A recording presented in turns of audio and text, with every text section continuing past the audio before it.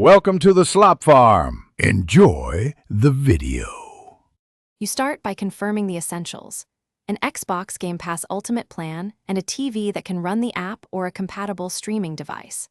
Once done, pair a Bluetooth or USB controller to the TV or device because input lag and controls matter for cloud gaming. Make sure your home Wi-Fi is 5 GHz or wired Ethernet for stability. Aim for 10 Mbps or higher.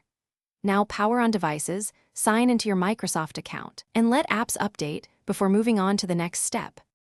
You now install or access Xbox Cloud Gaming on your TV or streaming stick.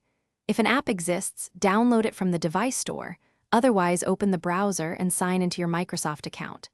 Once signed in, choose the Cloud Gaming option, authorize controller input, and allow any permissions the app requests. Make sure to select a suitable streaming quality. If your connection is marginal, choose a lower bitrate to reduce lag. After selecting a game, wait for the cloud session to load. This bridges the console in the cloud to your TV. You finish by launching a game and testing controls. Check menus and quick in-game actions to ensure responsiveness.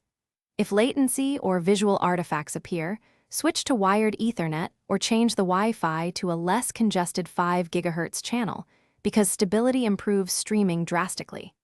If problems persist, restart the app or device and clear the app cache, then retest. One key troubleshooting tip: try the same account on a phone or PC. If cloud gaming works there,